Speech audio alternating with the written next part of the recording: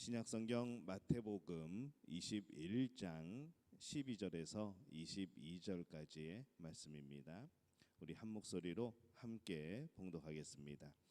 예수께서 성전에 들어가사 성전 안에서 매매하는 모든 사람들을 내쫓으시며 돈 바꾸는 사람들의 상과 비둘기 파는 사람들의 의자를 둘러엎으시고 그들에게 이르시되 기록된 바 내 집은 기도하는 집이라 일컬음을 받으리라 하였거늘 너희는 강도의 소굴을 만드는도다 하시니라.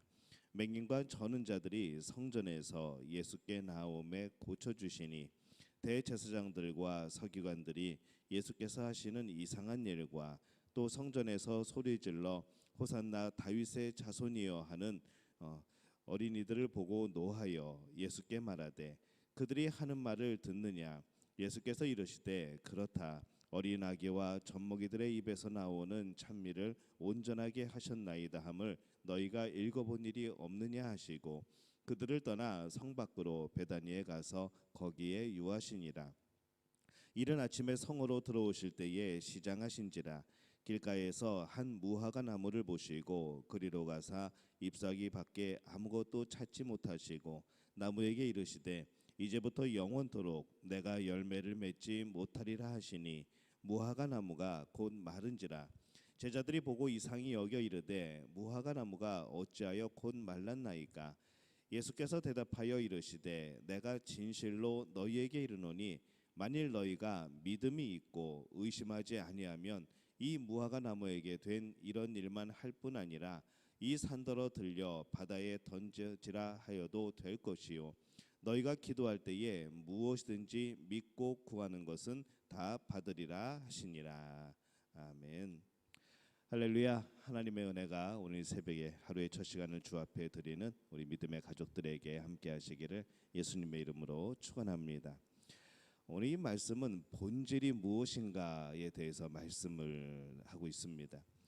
우리가 보고 있는 세상, 우리가 그 세상을 보고 있는 과연 나의 본질은 무엇일까라는 것이죠.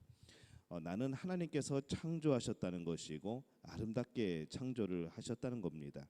모든 관계가 본래 창조된 그런 모습으로 아름답게 되어 있는 것을 우리는 뭐라고 하는가 하면은 하나님의 평안, 샬롬이라 그렇게 부릅니다. 우리가 그래서 서로 인사할 때 샬롬 이렇게 인사를 하죠. 하나님의 본래의 우리를 창조하신 모습대로 온 세상이 하나님의 창조하신 그때의 그 모습으로 돌아가는 것, 그렇게 유지되는 것, 그것이 임하는 것, 그것이 바로 샬롬입니다. 우리가 그렇게 인사를 하긴 하지만은 이 세상은 많이 뒤틀어져 있고 또 많이 어그러져 있는 것이죠. 예수님은 이 세상을 회복시키고자 오셨습니다. 모든 깨어진 관계는 바로 죄 때문에 그런 것이죠.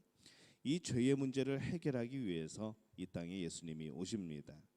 예수님은 다시 샬롬의 관계, 이 하나님과의 샬롬, 그리고 이 모든 나라의 샬롬, 그리고 성도들 간의 샬롬, 바로 이것을 이루시면서 이 하나님의 나라를 이루려고 하시는 것이죠. 예수님이 오심으로 이 천국이 시작됩니다. 주님이 다시 오실 그때 세상은 이 온전한 하나님의 나라, 온전한 천국을 경험하게 되겠지만은 예수님이 이 땅에 오실 때 천국은 이미 시작이 되었고 그것은 우리 안에서 또 말씀 안에서 또 우리의 믿음 안에서 경험되어지고 또 우리에게 실제로 느껴지는 것이죠.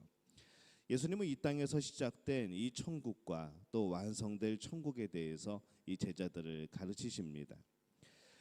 예수님의 이 마지막 일주일의 여정에 우리는 접어들었습니다. 안식 후 첫날 여리고에서 예루살렘으로 올라가셔서 바로 오늘 이 말씀에 이 예루살렘 입성을 통해서 의도적으로 내가 메시아임을 드러내셨고 이 오늘 말씀인 이 월요일에 일어난 이 성전의 청결 사건은 참 놀라운 사건이고 굉장히 그 시대의 파격적인 사건이죠. 예수님은 왜 성전에서 이렇게까지 그렇게 하셨을까라는 생각을 해봅니다. 이 성전에서 물건을 매매하는 것은 예수님 당시에 오랜 전통은 아니었습니다. 이 기드론 계곡 골짜기 그쪽에서 이 매매가 주로 이루어지고 거기서 재물을 사고 돈을 바꾸고 그래서 성전 안으로 들어와서 그 재물을 드리고 하였는데 이 언젠가부터 이 성전 안에서 매매가 이루어지기를 시작합니다. 이 성전은 천국의 가장 중요한 핵심이죠. 그런데 이 성전에서 천국이 아닌 이 세상 나라의 일에 관심을 갖게 하는 일이 지금 벌어지고 있는 겁니다. 그것에 대해서 확실하고 분명한 경고를 예수님이 주시고 계십니다. 13절에 보면은 그들에게 이르시되 기록된 바 내 집은 기도하는 집이라 일컬음을 받으리라 하였거늘 너희는 강도의 소굴을 만드는도다 하시니라 이렇게 말씀을 합니다. 내 집은 기도하는 집이라 이렇게 말씀을 하시죠. 성전의 본질입니다. 기도는 좀 더 넓게 살펴보면은 예배입니다. 예배를 위해서 성전이 있는 것이죠. 이 성전은 성전에 임재하시는 하나님이 중심이 되는 것이고 하나님을 예배하는 것이 중심이 되어져야 합니다. 그 일에 모든 관심이 집중되어져야 되는 것이죠. 근데 예수님은 그곳을 너희는 강도의 소굴을 만드는도다라고 말씀을 합니다. 이 사람들이 성전을 마치 강도들이 숨는 곳이고 이 빼앗은 물건들을 숨겨두는 그런 소굴로 만들었다라고 경고를 하시는 것이죠. 이 강도들은 그 소굴에서 그들이 강탈한 것들을 나누고 보면서 기뻐합니다. 우리가 이만큼 훔쳤다고, 이번에 훔친 것들은 참 좋은 물건들이라고 그렇게 기뻐하는 것이죠. 이 소굴에서 그들이 잘못된 것을 그들은 후회하지 않습니다. 오히려 더 뺏은 것을 기뻐하지 못하는 것, 오히려 더 많이 뺏지 못한 것을 그들은 안타까워하는 것이죠. 그처럼 이 예배자들과 이 종교 지도자들이 이 성전에서 자신들의 욕심을 채우고 이 자신들의 이익을 챙기고 있던 시대가 바로 그 시대였습니다. 그들이 하나님께 집중하여 회개할 것이 무엇이고 진정으로 예배하기 위해서 무엇을 해야 되는지 그들은 이것을 잊어버립니다. 그리고 자신들의 장사에 집중을 하지요. 이 성전이 시장이 되어버린 겁니다. 이 예수님의 성전 청결 사건 배경은 천국의 중심이고 가장 중요한 순간들이 세상 나라로 가득 찬 모습을 우리에게 보여줍니다. 그래서 이 사건은 오늘 우리들에게도 그대로 강력한 경고가 되어지는 것이죠. 이 모든 예배자들은 예배에 집중해야 됩니다. 내가 설교하는 것 때문에, 내가 찬양하는 것 때문에, 내가 기도하는 것 때문에 하나님께 집중하지 못하고 사람에게 집중한다면 그것은 성전을 시장으로 만드는 그런 경우가 되어버립니다. 찬양할 때 틀리는 것보다 안 틀리고 하는 것이 좋죠. 그러나 그것을 신경 쓰느냐고 하나님께 집중하지 못하고 사람들의 눈과 귀만 바라본다면 그 또한 성전을 시장으로 만드는 그런 모습이 아닐까라는 생각을 해봅니다. 이 성전이 강도의 소굴이 되지 않기 위해서는 이 세상 나라에서 살아온 자신들의 삶을 합리화하고 자랑하는 것이 아니라 천국의 입장에서 돌아보고 하나님이 바라보시는 그것을 생각하고 오히려 감사하고 회개하는 그런 자리가 되어야 됩니다. 오늘날 우리들도 마찬가지이죠. 이 주일 예배는 천국에서 가장 가까운 장소이고 시간입니다.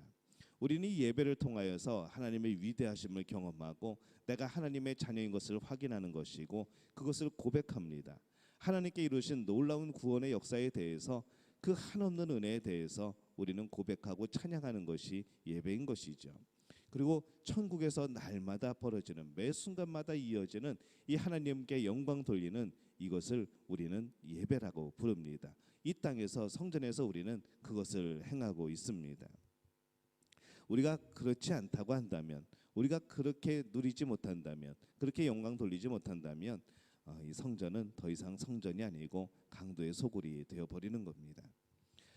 우리의 인생은 참 존귀하죠. 허송세월을 할 만큼 가볍지도 않고 우리에게 주어진 시간이 그렇게 많지도 않습니다. 예수님이 이 사건 이후에 길가에서 한 무화과 나무를 보십니다. 그리고 가서 보시니까 잎사귀밖에 없습니다. 열매를 찾지 못하시죠. 그래서 그 나무에게 이르시되 이제부터 영원토록 내가 열매를 맺지 못하리라 하시니 무화과 나무가 곧 마른지라 이렇게 말씀을 합니다.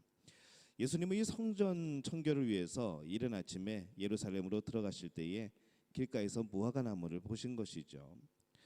설익은 무화과라도 좀 먹을까라고 생각을 하셨던 것 같습니다. 근데 그 무화과 나무는 잎사귀만 가득하였고 열매는 없었습니다. 이 무화과 나무의 열매의 모습은 이 열매 없는 이스라엘 백성의 모습을 그대로 투영하고 있습니다. 열매 없는 백성이 미래에 어떻게 될 것인지 그 나무를 통해서 보여주시는 것이죠. 그 나무를 책망하십니다. 그 나무가 곧 말라버립니다. 열매가 없이 있다가 미래에 잘리는 것이나 지금 말라 죽는 것이나 별 차이가 없는 것이죠. 그 나무의 미래가 그렇게 된다는 것을 보여주는 겁니다. 열매 없는 나무의 결과입니다. 이 중요한 것은 열매가 없으면 망한다는 바로 그런 사실이죠. 나무나 사람에게는 이 열매가 선택이 아니라 필수입니다. 왜냐하면 이미 우리의 인생은 하나님이 존귀하게 여기시고 우리를 통하여서 많은 열매를 거두시기를 원하시기 때문에 그러시는 것이죠. 예수님은 사람을 위하여 지금 십자가의 길을 가고 계십니다. 사람에게는 이 영생이라는 열매를 맺도록 하시는 겁니다. 예수님은 영생을 주시기 위해서 이 처절한 고난의 길을 가시고 그 고통을 감수하시고 십자가에 못 박혀 죽으십니다. 우리에게 생명을 주셨는데 우리에게 그 생명이 열리지 못한다면, 우리가 그 생명을 받아들이지 않는다면 우리는 결국 죽음에 이르는, 사망에 이르는, 영원한 죽음에 이르는 그런 모습이 되어지는 겁니다. 그래서 이 천국의 열매는 모든 성도들의 본질적인 모습인 것이죠. 성숙한 신앙이만 맺는 것이 아니라 모든 사람들이, 모든 인류가 맺어야 될 생명의 열매인 겁니다.